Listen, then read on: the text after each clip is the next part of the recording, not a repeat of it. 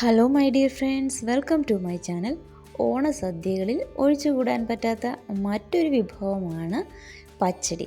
നമ്മളിന്ന് ഏത്തപ്പഴം പച്ചടിയാണ് തയ്യാറാക്കാനായിട്ട് പോകുന്നത്. വളരെ രുചികരമായിട്ട് നല്ലൊരു പച്ചടി വളരെ പെട്ടെന്ന് എങ്ങനെ ഉണ്ടാക്കും എന്നുള്ളതാണ് ഇന്നത്തെ നമ്മുടെ വീഡിയോയിലൂടെ പറയുന്നത്. അപ്പോൾ വീഡിയോ സ്കിപ്പ് ചെയ്യല്ലേ, മുഴുവനൊന്ന് കണ്ടേക്കണേ. ഞാനിവിടെ നന്നായിട്ട് പഴുത്ത ഒരു ഏത്തപ്പഴം എടുത്തിട്ടുണ്ട്. ഇനി നമുക്കിതിൻ്റെ തൊലിയൊക്കെ ഒന്ന് കളഞ്ഞതിന് ശേഷം ഒന്ന് കട്ട് ചെയ്തെടുക്കാം. അപ്പോൾ ഒരുപാട് വലുപ്പത്തിലല്ല കട്ട് ചെയ്തിരിക്കുന്നത് കേട്ടോ, ഇങ്ങനെയൊന്ന് കട്ട് ചെയ്തെടുത്താൽ മതിയേ.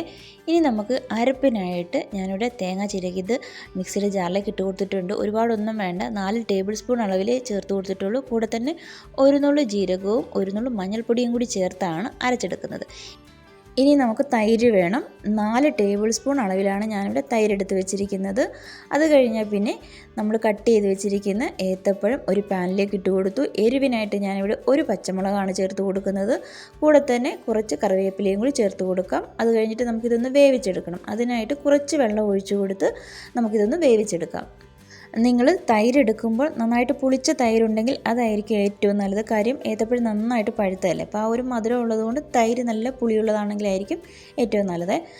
ചെറുതായിട്ടൊന്ന് തിള വന്നപ്പോൾ അടച്ച് വെച്ച് കൊടുത്തിട്ടുണ്ട്. ഒരു 3 മിനിറ്റ് നമുക്ക് അടച്ച് വെച്ച് വേവിച്ചാൽ മതി. ഇപ്പോൾ 3 മിനിറ്റ് കഴിഞ്ഞപ്പോഴാണ് ഞാൻ അടപ്പൊന്ന് തുറന്ന് നോക്കിയത് കേട്ടോ.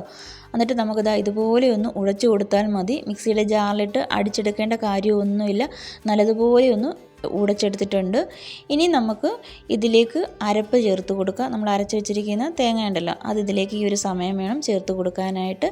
തേങ്ങ ചേർത്ത് കൊടുത്തതിന് ശേഷം നമ്മുടെ ആ മിക്സിയുടെ ജാറൊക്കെ ഒന്ന് കഴുകി കുറച്ച് അരപ്പ് വെള്ളം കൂടി ചേർത്ത് കൊടുക്കാം. നിങ്ങൾ തേങ്ങ അരയ്ക്കുമ്പോൾ നന്നായിട്ട് തന്നെ അരച്ചെടുക്കാനായിട്ട് നോക്കണേ. നമ്മൾ ഇനി ഇത് നല്ലതുപോലെ ഒന്ന് ഇളക്കി കൊടുക്കുകയാണ്. തേങ്ങയുടെ പച്ചച്ചുവയൊക്കെ നല്ലതുപോലെ ഒന്ന് മാറി കിട്ടണം. അതിനായിട്ട് ചെറിയ തീയിലിട്ട് വേണം ഈ ഒരു സമയത്ത് നന്നായിട്ട് ഇളക്കി കൊടുക്കാനായിട്ട്. ഇതുവരെയും ഈ ഒരു പച്ചടിയിലേക്ക് നമ്മൾ ഉപ്പൊന്നും ചേർത്ത് കൊടുത്തിട്ടില്ല. ഈ ഒരു സമയത്താണ് ആവശ്യത്തിനുള്ള ഉപ്പ് ചേർത്ത് കൊടുക്കുന്നത്. നന്നായിട്ട് ഒന്ന് ഇളക്കിയെടുത്തതിന് ശേഷം നമുക്കിതിലേക്ക് ചതച്ച കടുക് ചേർത്ത് കൊടുക്കാം. നമ്മൾ 1 ടീസ്പൂൺ അളവിൽ കടുക് എടുത്തിട്ട് നന്നായിട്ടൊന്ന് ചതച്ചാണ് ഇതിലേക്ക് ചേർത്ത് കൊടുത്തിരിക്കുന്നത്. തേങ്ങ അരയ്ക്കുമ്പോൾ കൂടെ തന്നെ കടുക് അരച്ചാലുണ്ടല്ലോ കയ്പ്പായിരിക്കും ടേസ്റ്റ് കിട്ടുന്നത്. അതുകൊണ്ടാണ് തേങ്ങയുടെ കൂടെ കടുക് അരയ്ക്കാഞ്ഞത്. കടുക് നമ്മൾ വേറെ എടുത്തിട്ട് നന്നായിട്ടൊന്ന് ചതച്ചാണ് ചേർത്ത് കൊടുത്തിരിക്കുന്നത്. ഇനിയിപ്പോൾ നല്ലതുപോലെ ഇളക്കി കഴിഞ്ഞാൽ പിന്നെ സ്റ്റൗവിൻ്റെ ഫ്ലെയിം ഓഫ് ചെയ്ത് കൊടുക്കുക. ഇതിനി തണുപ്പിക്കാനായിട്ട് വെച്ച് കൊടുക്കാം. നന്നായിട്ട് തണുത്തതിന് ശേഷം വേണം നമുക്കിതിൽ തൈര് ചേർത്ത് കൊടുക്കാനായിട്ട്. ഇപ്പോൾ ഇതാ നന്നായിട്ട് തണുത്തിട്ടുണ്ട്. ഈ ഒരു സമയത്ത് തൈര് ചേർത്ത് കൊടുക്കാം. തൈര് ചേർത്ത് കൊടുക്കുമ്പോൾ നിങ്ങൾ നല്ലതുപോലെ ഒന്ന് ഉടച്ചിട്ട് വേണം ചേർത്ത് കൊടുക്കാനായിട്ട്. മിക്സിയുടെ ജാറിലിട്ട് അടിച്ചൊന്നും എടുക്കരുത്, ഒരു സ്പൂൺ ഉപയോഗിച്ച് നന്നായിട്ടൊന്ന് ഉടച്ചെടുത്താൽ മതി. ഇനി നമുക്ക് ചെറിയ തീയിലിട്ടതൊന്ന് ചൂടാക്കി എടുത്താൽ മതി കേട്ടോ. ലോ ഫ്ലെയിമിലിട്ട് വേണം ഇത് ചൂടാക്കി എടുക്കാനായിട്ട്. അതുപോലെ തന്നെ ഇങ്ങനെ ചൂടാക്കുന്ന സമയത്ത് നന്നായിട്ട് ഇളക്കി കൊടുത്തുകൊണ്ടേ ഇരിക്കണം. ഒരു 10 സെക്കൻഡ് മാത്രം ഒന്ന് ചൂടാക്കി എടുത്താൽ മതി.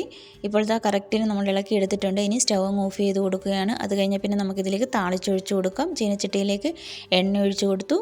കടുക്, വറ്റൽമുളക്, കറിവേപ്പില ഇത്രയും ഒന്ന് ചേർത്ത് കൊടുത്ത് നന്നായിട്ടൊന്ന് മൂപ്പിച്ച് നമുക്കിത് നമ്മുടെ പച്ചടിയിലേക്ക് ഒഴിച്ചു കൊടുക്കാം.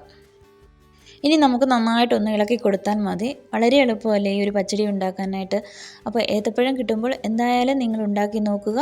ഈ ഒരു ഓണത്തിന് എല്ലാവരും തയ്യാറാക്കി നോക്കണം. നിങ്ങളുടെ കമൻറ്റുകളൊക്കെ കമൻറ്റ് ബോക്സിൽ അറിയിക്കുകയും ചെയ്യണം. പിന്നെ നമ്മൾ ഈ ഉണ്ടാക്കിയിരിക്കുന്ന ഈ ഒരു പച്ചടി ഒരാഴ്ച വരെ നമുക്ക് ഫ്രിഡ്ജിൽ സൂക്ഷിക്കാം കേട്ടോ. ഒരു കുഴപ്പവുമില്ല, കേടാകത്തൊന്നുമില്ല. നന്നായിട്ട് നമുക്ക് ഒരാഴ്ച വരെ ഉപയോഗിക്കാവുന്നതാണ്. ഈ വീഡിയോ നിങ്ങൾക്ക് ഇഷ്ടമായിട്ടുണ്ടെങ്കിൽ ഒന്ന് ലൈക്ക് ചെയ്തേക്കണേ. സബ്സ്ക്രൈബ് ചെയ്യാതെ കാണുന്നവരാണെങ്കിൽ പ്ലീസ് ഒന്ന് സബ്സ്ക്രൈബ് ചെയ്ത് സപ്പോർട്ട് ചെയ്യുകയും കൂടി വേണം.